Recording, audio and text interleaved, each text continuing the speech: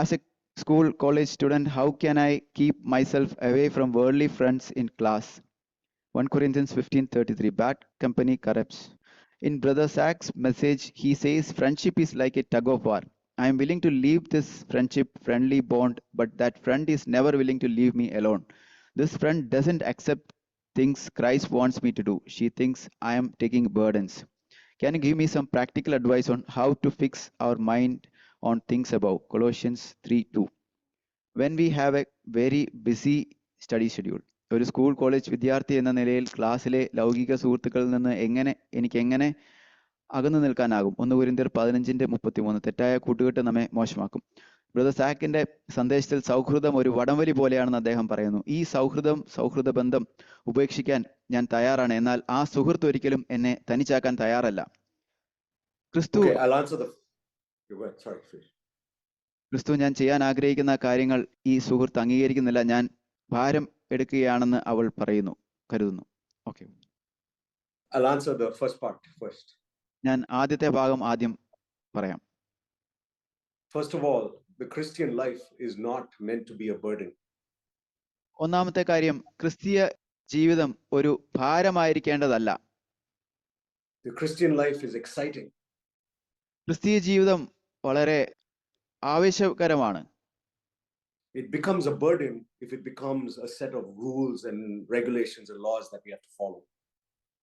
നിങ്ങൾ ആചരിക്കേണ്ടുന്ന ചില നിയമങ്ങളും ചില നിബന്ധനകളും ഒക്കെ ആയിത്തീരുമ്പോഴാണ് അത് ഒരു ഭാരമായി തീരുന്നത്. In 2 Corinthians chapter 3 verse 6. 2 Corinthians 3 verse 6. 2 കൊരിന്ത്യർ 3:6. It says, God has made us adequate as servants of a new covenant, not of the letter, but of the Spirit. For the letter kills, but the Spirit gives life.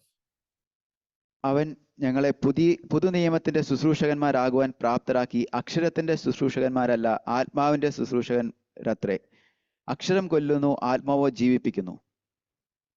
If you write down everything I say, take notes and write down everything from this conference and try to follow it. നിങ്ങൾ ഈ കോൺഫറൻസിൽ കേൾക്കുന്ന എല്ലാ കാര്യങ്ങളും എഴുതി അത് not ചെയ്ത് അതിനെ അനുസരിക്കാൻ ശ്രമിക്കുകയാണെങ്കിൽ, but you have not sought to be filled with the Holy Spirit, it will be a new law that will lead you to spiritual death and to condemnation and to death. എന്നാൽ നിങ്ങൾ പരിശുദ്ധാത്മാവിനാൽ നിറയപ്പെടുവാനായിട്ട് നിങ്ങൾ അതിനെ അന്വേഷിക്കുന്നില്ലെങ്കിൽ അതും ഈ കാര്യവും ഒരു പുതിയ നിയമമായിട്ട് തീരുകയും അത് നിങ്ങളെ ആത്മീയ മരണത്തിലേക്ക് നയിക്കുകയും ചെയ്യും. But after every message, if you pray, Lord, I can't do this on my own, regardless of all my notes, fill me with your Holy Spirit so that this word can become true in my life.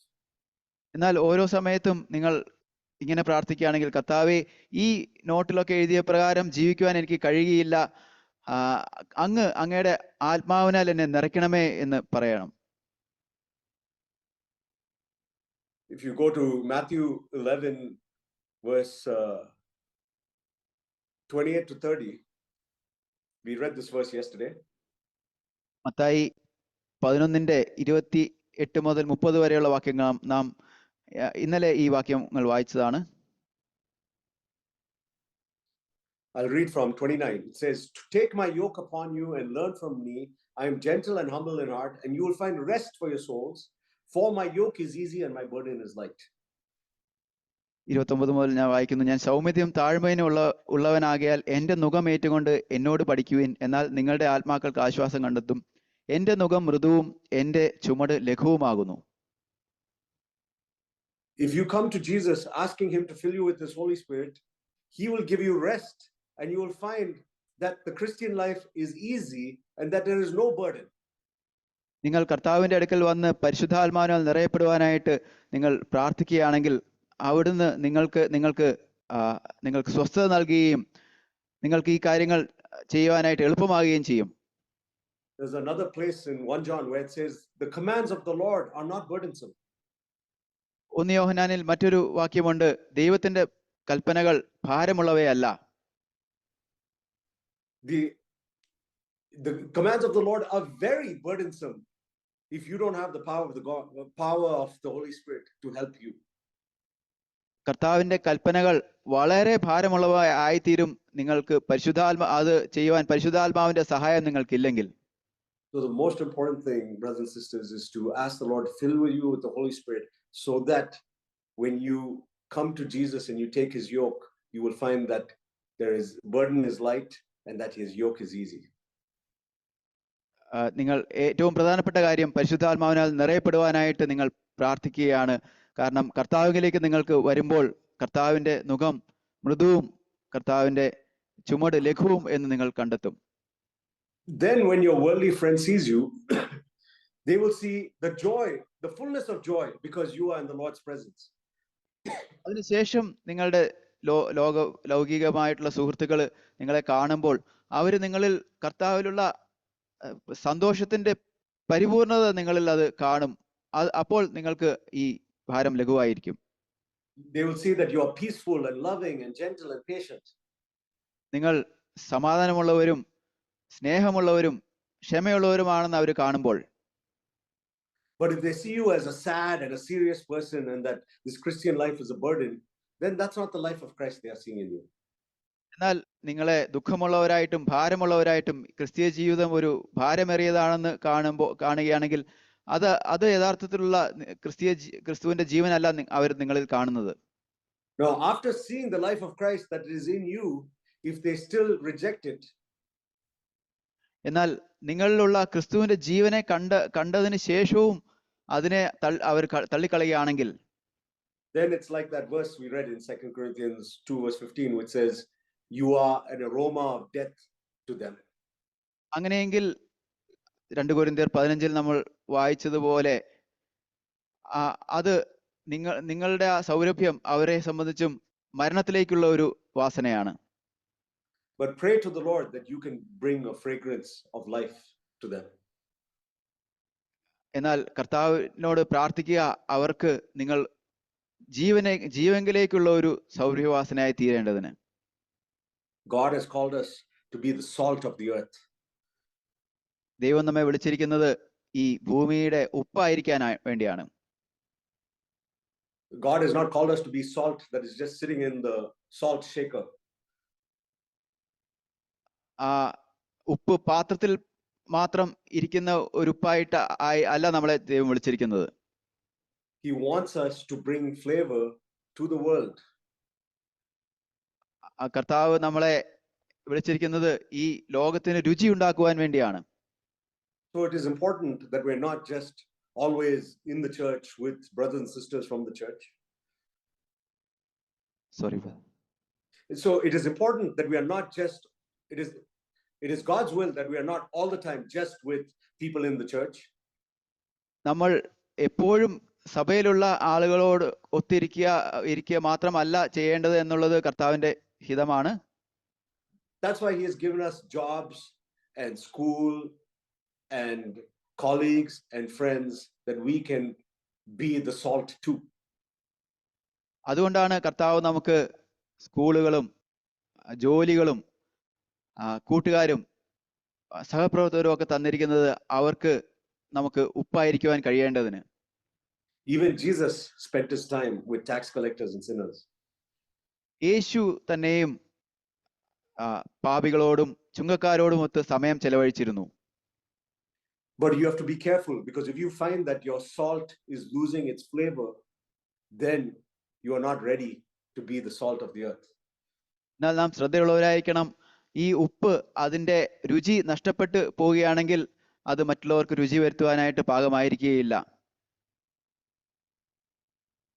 But and if you find yourself, like this question says, like a tug of war, if you find yourself that you are compromising because of a friendship with somebody, then run away from that friendship. ഈ ചോദ്യത്തിൽ ഒരു വടംവലിയെ കുറിച്ച് പറയുന്നു. അങ്ങനെ നിങ്ങൾ ആ വടംവലിയിൽ നിങ്ങൾ ഏതെങ്കിലും കാര്യത്തിൽ നിങ്ങൾ പുത്തുവരുത്തം ചെയ്യുകയാണെങ്കിൽ, ലോകത്തിലേക്ക് നിങ്ങൾ ആകർഷിക്കപ്പെട്ട് പുത്തുവരുത്തം ചെയ്യുകയാണെങ്കിൽ അത് ആ കൂട്ടുകെട്ടിൽ നിന്നും പൂർണ്ണമായിട്ടും ഒഴിഞ്ഞു നിൽക്കുക. But if you see that you are winning the tug of war and that you are adding flavor to that person's life and you are bringing life to them, then keep spending time with them and praying for them.